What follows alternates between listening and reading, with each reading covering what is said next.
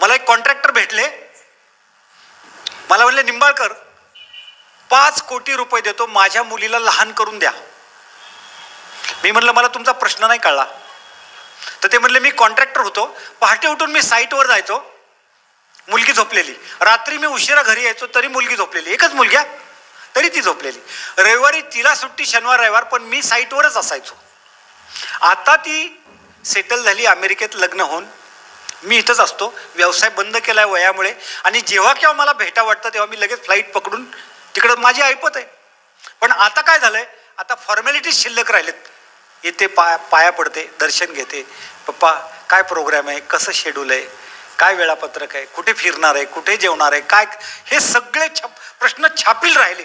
खंत काय, खंत ही आहे बापाची की ज्या वेळेला अंग खांद्यावर खेळवायचं होतं, कडेवर बसवायचं होतं, बागेत झोक्यात बसवायचं होतं, फिरवायचं होतं, ती वेळ निघून गेली.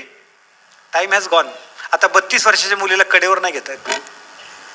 प्रत्येक गोष्टीचा एक टाइम आहे, लक्षात घ्या तुम्ही. म्हणून खंत. ऑस्ट्रेलियातली एक नर्स आहे ब्रायन वेअर, तिने छान पुस्तक लिहिले.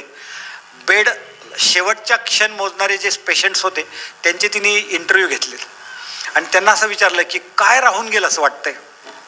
तर त्यातलं एक कॉमन उत्तर असं आहे की पैसा कमावण्याची इतकी गरज नव्हती, इतका मिळवत बसलो, मशीन सारखा धावत सुटलो. तिथं मला एका कवीची ओळ आठवली छान. आयुष्याच्या शेवटी लक्षात आलं आयुष्य नुसतंच वाहून गेलं, आयुष्याच्या शेवटी लक्षात आलं आयुष्य नुसतंच वाहून गेलं, मला जगायचंय मला जगायचंय म्हणताना माझं जगायचंच राहून गेलं. Time has gone. आणि त्या लोकांनी डेथ बेडवर असणाऱ्या लोकांनी खंत काय व्यक्त केली, तर जे माझे प्रियजन आहेत, जे माझं कुटुंब आहे, त्याला सुख द्यायचं माझं राहून गेलं, प्रेम द्यायचं माझं राहून गेलं, आणि मशीनसारखा पैशाच्या मागे मी धावत सुटलो. Money is something but harmony is everything, असं सद्गुरू म्हणतात. पैसा आवश्यक आहे, नाही असं नाहीये, पण खरंच तुम्ही कधीतरी हिशेब मांडून बघा की किती पैसा आवश्यक आहे. मी कधी कधी गमतीने सांगतो, चहा 10 रुपयाला मिळतो आणि क्वार्टर 400 रुपयाला मिळते. पण पब्लिक हुशार आहे, मागून प्रश्न येतो तुम्हाला कसं काय माहिती, म्हणजे तुम्ही रेटच्या बाबतीत इतके अपडेटेड कसे काय आहात. ऐकून पण कळतं, ऐकून पण माहिती असतं, बरोबर ना. सांगायचा हेतू लक्षात घ्या. कुटुंब. दुसरं एक त्यांनी खंत व्यक्त केली लोकांनी, माझ्या मनासारखं जगायचं राहून गेलं. म्हणजे काय, लोक काय म्हणतील ह्याचा विचार करून आयुष्यभर मी जगलो. जे आता यजवेंद्र मास्तरांनी जो मार्ग स्वीकारलाय तो तुमच्या आमच्या पारंपरिक पद्धतीने जगणाऱ्या माणसाला तो मार्ग वेडेपणाचा वाटेल. जमीन काय विकतोय, घर काय विकतोय, म्हणजे ह्याने काय वाटोळं करायचा व्रतच घेतलंय का काय, असं वाटू शकतं जनरली. पण असं नाही, लक्षात घ्या. वेगळा मार्ग. Everybody is number 1 at his on place, but one should identify his on place. आणि ह्याच्यामध्ये पालकांनी मदत करायची आहे. त्यांच्या आईचं मला का कौतुक वाटलं, सपोर्ट आहे, आम्ही तुझ्या सोबत आहोत. ते वाक्य ना स्वामीजींचं, भिवू नकोस मी तुझ्या पाठीशी आहे. त्याचा अर्थ फार वेगळा घेतात की क्वार्टर चालून गाडी चालव तरी मी तुझ्या पाठीशी, असं नाही होत अर्थ.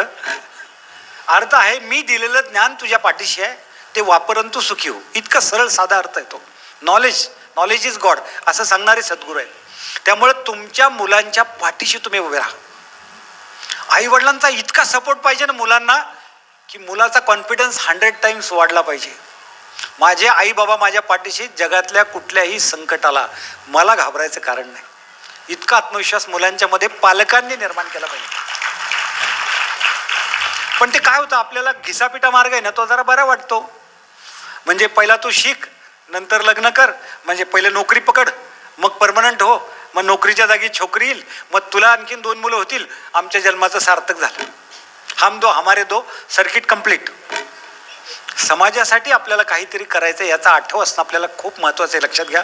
आणि मुलांच्या क्रिएटिव्हिटीला वाव द्या.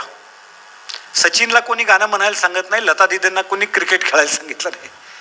अपयशाने मुलं जेव्हा खचतात, आज तुम्हाला आश्चर्य वाटेल, जागतिक आरोग्य संघटनेचा अहवाल आहे, the biggest disease in the world is depression. सध्या तो वर डोकं काढतोय आणि डिप्रेशनमुळे हार्ट अटॅक येतोय. मला ते वाक्य फार आवडलं त्या हॉस्पिटलमधलं. Heart is a machine that works for 24 hours. स्वतःही हसत नाहीत, दुसरं हसलेलंही बघवत नाहीत, आणि मग 50 नंतर हास्य क्लबला जावं लागतं.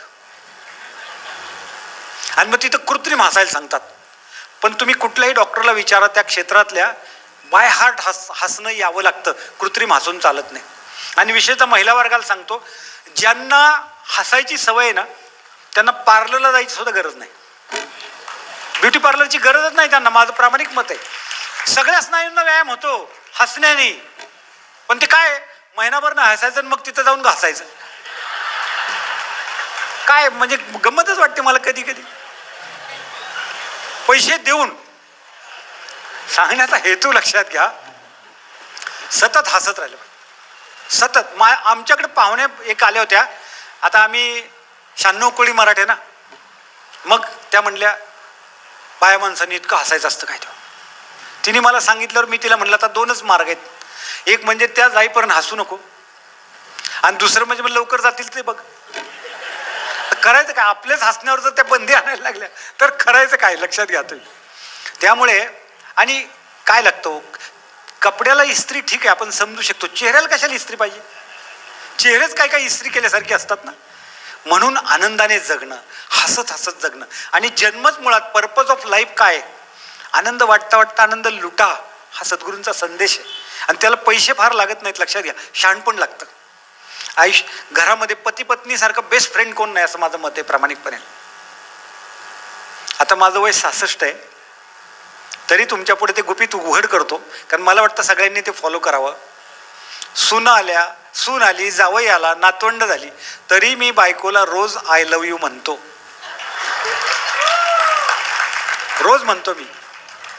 मग एक जण मला म्हणला, म्हणजे इतक्या वर्षांनी म्हणजे किती किती दिवस म्हणायचं, त्याला काय हे आहे का नाही. आता त्याला कसली डेट ऑफ एक्सपायरी. मी त्यांना काय म्हणलं, राग आल्यावर व्यक्त करताना, हो मग नको कळायला नको का त्यांना, व्यक्त केला पाहिजे, आपली काय चूक आहे हे कळलं पाहिजे. मग राग ही भावना जर व्यक्त करता येते तर प्रेम ही भावना व्यक्त करायला प्रॉब्लेम काय, हरकत काय, मला तेच काय कळत नाही. नाही पण 22 वर्ष लग्नाला झाली, कुठपर्यंत म्हणायचं. मग म्हटलं तुम्हाला एक किस्सा सांगतो, मी तुमच्या लक्षात येईल. बायका सर्टिफिकेट देण्यात फार हुशार असतात.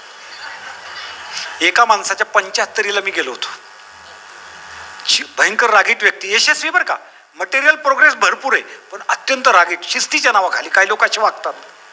आणि आम्ही त्या हॉलमधनं फिरताना ते डेकोरेशन नीट केलं नाही म्हणून ते इतके चिडले होते त्या डेकोरेटरवर, इव्हेंट मॅनेजर जो होता तो. तर मी म्हटलं जाऊ दे आता, काय कोण डेकोरेशनला बघतंय, तुमच्याकडे बघतायत, तुम्हाला विश करतायत, तुम्हाला शुभेच्छा देत आहेत, कुठे बघत बसले वरती माळा किती लागल्या, कोणत्या कलरच्या, कोणाला वेळ आहे एवढा तेव्हा, असं मी, कारण खूप आमचे नेहमीचे संबंध होते.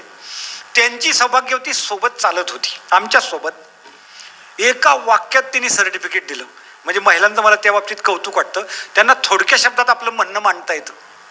त्या बाई काय म्हणाल्या, मी कसं काढलं असेल,